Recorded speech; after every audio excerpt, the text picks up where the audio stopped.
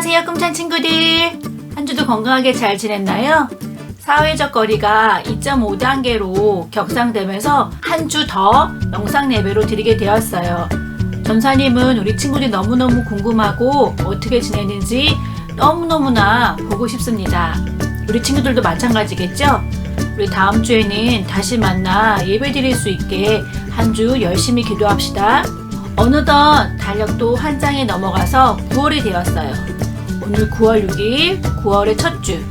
다 같이 기쁜 마음으로, 감사한 마음으로 예배 드리도록 합니다. 9월 6일 키즈 예배 시작합니다. 우리 사도신경으로 신앙 고백하시겠습니다. 전능하사 천지를 만드신 하나님 아버지를 내가 믿사오며 그 외아들 우리 주 예수 그리스도를 믿사오니 이는 성령으로 잉태하사 동정녀 마리아에게 나시고 본디오 빌라도에게 고난을 받으사 십자가에 못 박혀 죽으시고 장사한 지 사흘 만에 죽은 자 가운데서 다시 살아나시며 하늘에 오르사 전능하신 하나님 우편에 앉아 계시다가 저리로서 산자와 죽은 자를 심판하러 오시리라. 성령을 믿사오며 거룩한 공회와 성도가 서로 교통하는 것과 죄를 사하여 주시는 것과 몸이 다시 사는 것과 영원히 사는 것을 믿사옵나이다. 아멘.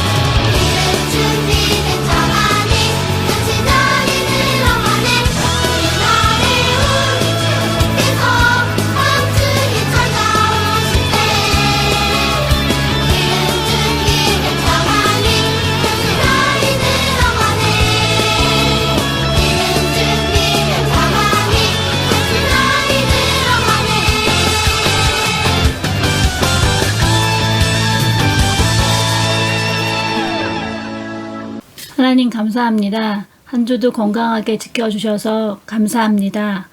저희가 오늘 또 예배를 드립니다. 예배 드리는 우리 친구들 마음속에 하나님 찾아가 주시어서 불안하거나 걱정하거나 이런 마음들은 모두 버리고 하나님께만 의지하며 하나님이 주시는 평안함으로 한 주를 살아갈 수 있도록 도와주시옵소서. 우리는 연약합니다. 하지만 하나님이 계시기에 우리는 언제나 힘이 납니다. 하나님 감사를 드리며 예수님의 오늘 예배도 하나님 함께하여 주시옵소서. 감사를 드리며 예수님의 이름으로 기도드립니다. 아멘. 오늘 함께 읽을 말씀은 시편 15편입니다. 주님, 누가 주님의 장막에서 살 수 있겠습니까? 누가 주님의 거룩한 산에 머물 수 있겠습니까? 깨끗한 삶을 사는 사람, 정의를 실천하는 사람, 마음으로 진실을 말하는 사람, 혀를 놀려 남의 허물을 들추지 않는 사람, 친구에게 해를 끼치지 않는 사람, 이웃을 모욕하지 않는 사람, 하나님을 없인 여기는 자를 경멸하고 주님을 두려워하는 사람을 존경하는 사람입니다. 맹세하는 것은 해가 되더라도 깨뜨리지 않고 지키는 사람입니다. 높은 이자를 받으려고 돈을 꾸어주지 않으며 무죄한 사람을 해칠세라 뇌물을 받지 않는 사람입니다. 이러한 사람은 영원히 흔들리지 않을 것입니다. 아멘. 오늘 말씀은 하나님이 원하시는 예배자는 이라는 말씀으로 우리 친구들과 함께 나누려고 합니다. 요즘 전도사님이 즐겨보는 TV 프로그램 중에 신박한 정리라고 있습니다. 의뢰인이 집 정리를 신청하면 전문가들이 와서 집을 정리해주는 프로그램입니다. 사진에서 보듯이 정리가 잘 되지 않는 집을 가구 위치와 물건 정리들을 통해서 이렇게 다른 집이 되곤 합니다. 여기 신박한 정리에서 가장 중요한 포인트는 내가 사용하지 않는, 나에게 필요하지 않는 물건을 버리거나 나누어 주는 것입니다. 그렇게 되면 어때요? 깨끗해집니다. 오늘 시편 15편 말씀에 하나님은 예배자의 마음을 깨끗게 하라고 말씀하셨어요. 시편 15절 1절 말씀에 주님, 누가 주님의 장막에 살 수 있겠습니까? 누가 주님의 거룩한 산에서 머물 수 있겠습니까? 라고 말씀하십니다. 이 말씀을 다시 말하면 누가 주님께 예배할 수 있는 사람입니까? 하나님이 원하시는 예배자는 어떻게 해야 합니까? 어떤 것은 버리고 어떤 것들로 채워야 하는지 하나님께서는 말씀해 주고 계십니다. 하나님이 원하시는 예배자는 돈이 많은 부자일까요? 잘생긴 사람일까요? 예쁜 사람일까요? 연예인일까요? 옷을 잘 입는 사람일까요? 똑똑한 사람일까요? 아닙니다. 그럼 어떤 사람일까요? 하나님은 시편 15편 2절에서 5절까지 예배자가 지켜야 할 것들에 대해서 이야기해 주십니다. 첫 번째, 깨끗한 삶을 사는 사람이에요. 내 얼굴이 깨끗하고 내 몸이 깨끗하고 내 옷이 깨끗한 게 아니라 내가 살아가는 매일의 삶이 깨끗한 거죠. 나쁜 행동, 나쁜 말이 아닌 바르게 사는 사람을 말하는 것입니다. 두 번째, 옳은 일을 행하는 사람. 나쁜 일을 하지 않고 바른 일을, 바른 행동을 하는 사람이겠죠? 세 번째는 마음으로 진실을 말하는 사람. 몸으로는, 내 입으로는 네, 그렇습니다. 이렇게 얘기하지만 이 마음 안에서는 에이, 아닌데 이러면서 진실을 말하지 못하는 사람이 아니라 늘 마음과 내 입이, 내 머리가 진실을 말하는 사람을 말합니다. 네 번째로는 입으로 다른 사람을 모함하지 않는 사람.